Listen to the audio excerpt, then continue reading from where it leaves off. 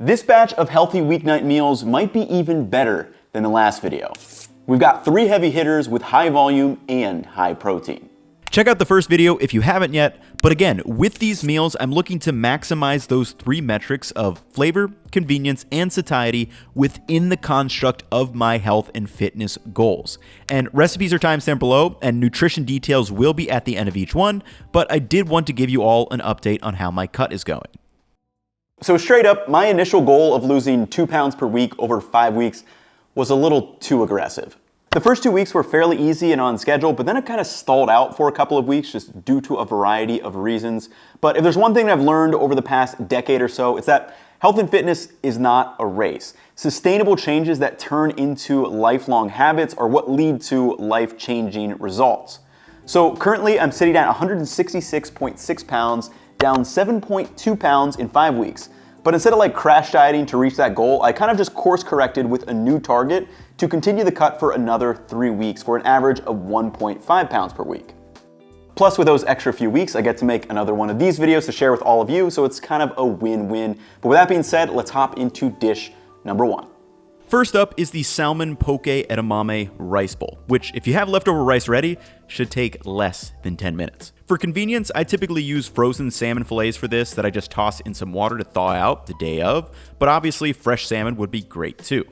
Once thawed, remove the 2 salmon fillets, roughly 175 grams each, then slice them lengthwise and then crosswise into roughly even size cubes. Now, one tip for salmon, whether fresh or frozen, is to look for salmon with the pin bones removed. This will let someone else handle that, and then all you have to do is slice them up. Once cut into cubes, add the salmon to a container and place it over a scale. For the marinade, add 30 grams of soy sauce, 20 grams of mirin, 5 grams of sesame oil, and 10 grams of white sesame seed. Then just give that a shake up, and you've quite literally had the easiest gateway to marinated salmon for some poke bowls. Now, I would recommend letting it marinate for at least 30 minutes before eating, but this is also great the next day. And you know what conveniently takes around 30 minutes? Rice. So you can feel free to use any rice and cooking method you prefer, but I do like using sushi rice for this dish. I use a 1 part rice to 1.5 part water ratio and generally do 1.5 servings of rice per plate.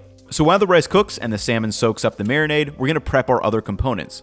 For me, this is just some thinly sliced cucumbers that I give a nice little sprinkle of salt to, of course, some pickled onions, and lastly, a little sriracha yogurt. So set a bowl over a scale and add 30 grams of plain non-fat yogurt, 5 grams of sriracha, and 10 grams of rice wine vinegar before just mixing that together, a super simple sauce to add just a bit more protein. Lastly, let's make one of my favorite 5-minute side dishes, garlic edamame. So to a pan, add a spritz of baking spray, and once that's hot, toss in 3 crushed garlic cloves and a sprinkle of Asian red chili flake, and then just let that toast for 30 to 60 seconds. Next, come in with 150 grams of frozen shelled edamame and a pinch of salt, and stir everything together until the beans are cooked through and have some light browning on the exterior. Now, edamame are truly insane as they have 180 calories and 17 grams of protein. But with the rice done and all of our components ready, let's assemble. So again, the rice is kind of where you have to be careful because it's a little bit easy to overdo it, but this is 1.5 servings or 225 calories worth of rice. So to that, I add a sprinkle of furikake, which is a rice seasoning. Then I hit the cucumbers on the right and our garlic edamame on the left. Obviously, got to add a heaping amount of the marinated salmon right to the center, and lastly, some pickled onions. The macros for this plate are 641 calories and 55 grams of protein. So this is legit probably my 5th time having this in the past 2 weeks, and I have been enjoying the hell out of it.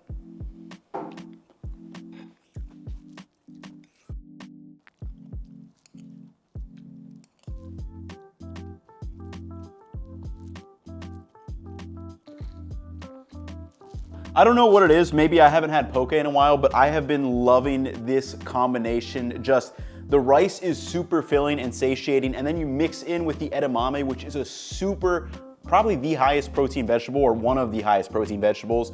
I'll literally sometimes I'll just throw some in a bowl and microwave this and literally just snack on it that way. So great high protein vegetable if you're looking for one. Yeah, and then you pair that with your salmon, which takes about a minute to put together. I would suggest letting this sit for at least 30 minutes, just so that flavor can kind of work in a little bit. But yeah, such an easy recipe, super filling, and customizable with all sorts of different things. So highly recommend giving this one a shot. That being said, let's move to recipe number 2. Basically, I asked myself, can I make mac and cheese work on my diet? And the answer is yes. So this is what I'm calling my healthy-ish white cheddar mac and cheese base. This plate is 414 calories and 19 grams of protein, but what makes this dish special is using it as a blank canvas for additions, and one of my favorites is roasted poblano and chicken white cheddar mac, but let me show you the base technique first. So to start, get out 14 grams of white cheddar cheese powder, 75 grams of fat-free evaporated milk, 2 slices of Velveeta cheese or whatever cheese you want, and 170 grams or 6 ounces of macaroni, or again, whatever pasta shape you want. Add the macaroni to a pot over medium-high heat and then pour in boiling water from the kettle, which will start to boil immediately. Add a pinch of salt and stir this together, and now we're going to let this macaroni cook through and completely reduce down. So you'll need to stir this occasionally, but other things can be going on, and while that does go on, let me tell you about today's sponsor, Made In. Made In's professional quality cookware is used by thousands of the world's best chefs and ships directly to you. Straight up, it's just great cookware. Almost every pot or pan in my kitchen now is currently from Made In. I've kind of been growing out the collection over the past 2 years or so. For example, my wok from Made In, my stainless steel saute pan from Made In, you kind of get the point. But I did want to give a special shout out to one of my new favorite pans, the stainless steel saucier. So the saucier has a wider opening and it's got these sloped edges that are perfect for sauces, hence the name. Basically, you could use a whisk to get in there, whereas a straight pot and pot, you wouldn't be able to get in there. And it's my go-to pot for things like the pastas that you're seeing right now, or if I'm using tomatoes or something that could be acidic and could react with my carbon steel. But anyway, if you want to pick up this specific pot, or honestly anything that Made In offers, use my link down below to get 15% off your order. Thanks again, Made In. So see how the pasta is cooked down, but there's not much water left? That's exactly what we want. So turn the heat down to low, and to build the sauce, first add the evaporated milk, and then kind of cook and stir that in until it starts to bubble and thicken up a bit. Next, come in with the white cheddar powder. Now, you could make the sauce with just this cheddar powder, but I do like to come in with some American cheese too for melting. And then just stir that in until you get the consistency that you like. You can always add a touch more evaporated milk to dial it in exactly. Now, like I mentioned, this is our blank canvas. I'm adding grilled chicken and diced roasted poblano, but you could add shelled peas and tofu, for example, if you wanted to keep it vegetarian. So for the roasted poblano, all I did was throw 2 of them under the broiler until they're brown and blackened, and I did this while the pasta was cooking, then just let them steam in the container. Remove that skin, chop them up, and you have a delicious addition to your mac and cheese. So you see how this mac and cheese is kind of dried out a bit as it sat? So to bring that back to life, all you have to do is toss this in the pan and add another splash of evaporated milk, which should restore it to its former glory. Once there, add 8 ounces or 227 grams of grilled chicken, a sprinkle of all-purpose taco seasoning, and lastly, those roasted poblanos before mixing everything together and serving.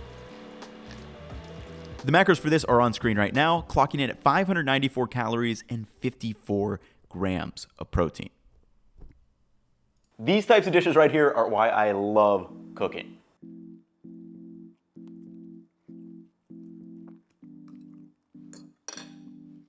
This right here is one of those dishes where I'm just like, how can I eat this and, still be reaching my goals? Like, seriously, just like an incredible dish. And again, knowing that base, kind of mac and cheese recipe, it's around 400-ish calories and like 18 to 19 grams of protein. But what makes it special is, sure, you could just eat that and that'd be perfectly fine. We use way less fat, way less cheese than like a, kind of a classic mac and cheese. But what makes it special is when you add in things. So we added the chicken, we added the roasted poblanos, things that you could just have in your fridge, and then you throw it in mac and cheese, it becomes a full meal. And then, instead of maybe 1 serving, this kind of turns into like 3 smaller, actually fairly big servings, or 2 like massive servings. And yeah, so hopefully you guys like this dish. Again, all technique based, kind of add in whatever you want. This particular combination of roasted poblano and chicken is an absolute must try. But with that being said, let's move on to recipe number 3. Lastly, we have the humble sausage, egg, and cheese. One is filling, but ideally I have 2 for a really big meal. So to start, set a pound of ground turkey over a scale and add 6 grams of salt. Now for the breakfast sausage seasonings, grate over 1 clove and then 1 garlic clove, and then finally add about a teaspoon of ground sage, a teaspoon of dried thyme, and 15 cranks of black pepper before mixing that together. Also, after mixing, I realized I forgot to add my fennel seeds. Then just store that in a container, and now you have turkey breakfast sausage ready to go. When ready to cook, I separate these into 2 quarter-pound balls, which we're going to smash on the skillet. Then for the other breakfast sandwich items, I have these 100-calorie English muffin, 2 eggs, a slice of cheese, and a half tablespoon of butter. Lastly, get out 10 grams of maple syrup, which we will use on the sausage. The calories are worth it. So while I toast the English muffins, let's prep the sausage. To cook, set a skillet over medium-high heat and add a spritz of oil to the spatula. Once ripping hot, drop the balls in and let those cook for just 20 seconds before flipping them over and smashing. Now let that cook so the crust can develop as best it can, which honestly won't be great since this is very lean meat. Once they are cooked through though, lastly add a drizzle of that maple syrup, which is going to provide a nice sweetness and also caramelize around the edges of the sausage. Now for our eggs, in that same pan, turn the heat down to low and add just half a tablespoon or 7 grams of butter.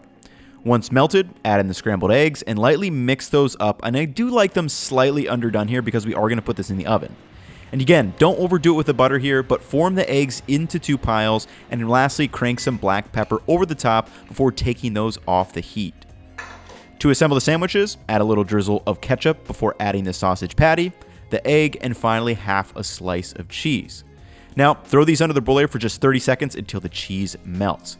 Now, one of these beauties clocks in at 406 calories and 36 grams of protein, but generally, I'll make this a big meal and have 2 of them.